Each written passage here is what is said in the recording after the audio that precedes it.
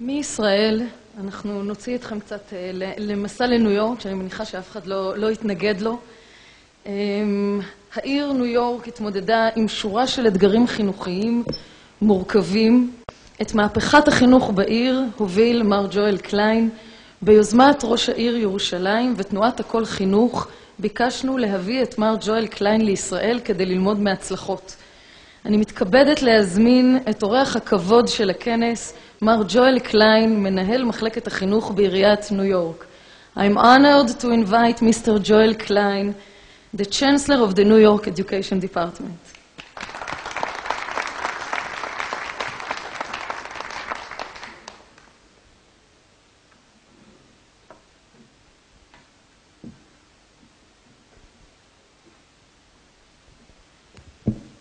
Thank you very much, and Mr. Mayor, distinguished guests, ladies and gentlemen.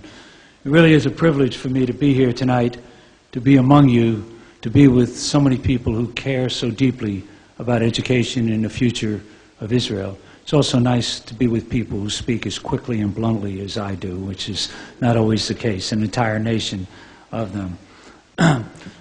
Let me thank It Must Be Done for hosting us, and a special thanks to my friend, the mayor, Yurek. I've come to know him over the last couple of years. I've been privileged to serve for 7 years in President Clinton's administration and 8 years with Mayor Bloomberg. I've met many people, both in the public and private sector, that are great leaders. I've met few who have the breadth of vision, the intellectual capacity, and the understanding of the challenges of implementation to make profound and dramatic change. I think we are all blessed to have a man of his talent, commitment, and passion lead Jerusalem at a time when Jerusalem is going to demand and need great leadership. So my hat is off to you, Mr. Mayor. Let me also say to Dov, you know, you said about how you change ministers all the time, like people change clothes. And before I took this job in New York, every 2 years we had a new chancellor, just enough time to have a flavor of the month reform and move on. It took one man with courage, the mayor, who said he was tired of all of that and all the politics, and he wanted control and said to the whole city, I want to be held accountable for education. And I said to him, Mr. Mayor, why did you do that? Nobody's fixed education in a large urban area. Why do you want to be held accountable? He said, if nobody fixes education, the future of this country is going to be very glum. And because of him, we now have the opportunity to have literally 12 years of continuous leadership to do the kind of things that I'm going to talk about, things you may agree with or disagree with, but I don't think anyone will walk out of here tonight and say, this wasn't bold, it didn't seek to be incremental or work around the edges. And I think if we're not bold, if we remain incremental and look for the small changes, we'll continue to suffer. And if you look at where Israel is in the arc of educational change and where America is, there are a lot of similarities. So I hope what I discussed tonight will have some significance for the work you're doing. Let me start with what I think is the key to what we want to discuss. When we came to the city, we called our reforms Children First, and we did it to be provocative.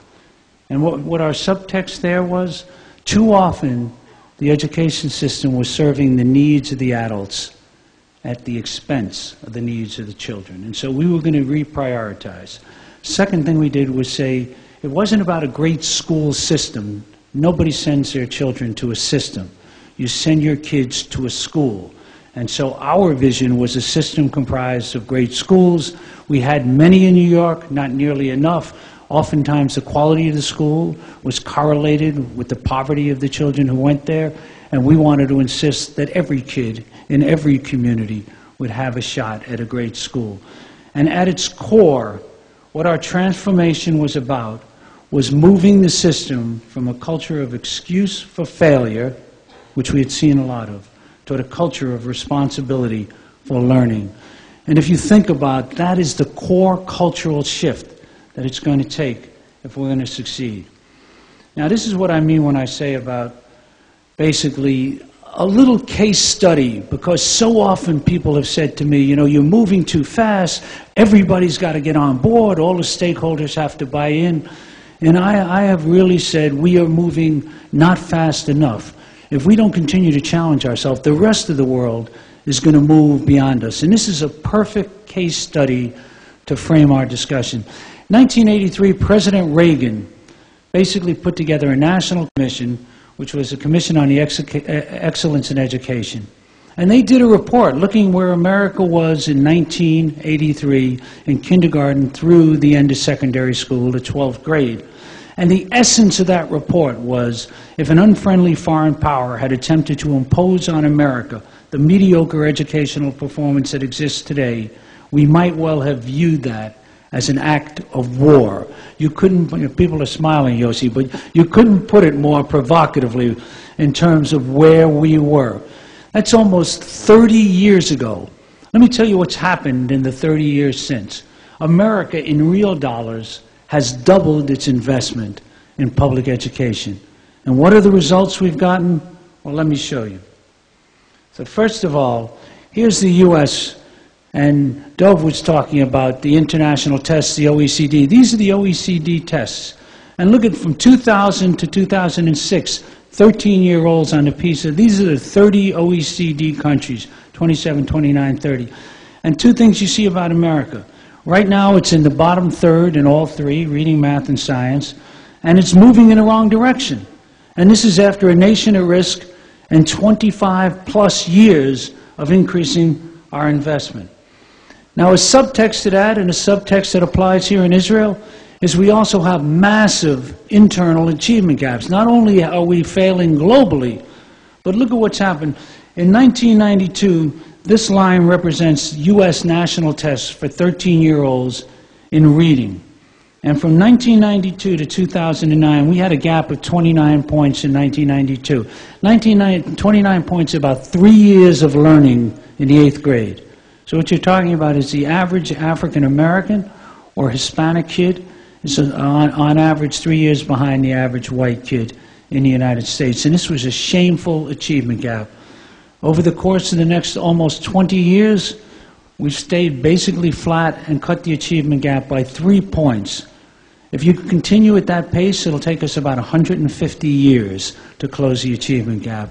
We don't have that kind of time. We don't want to have two Americas in which some people thrive and prosper and others become part of a permanent underclass. So those were the results we got.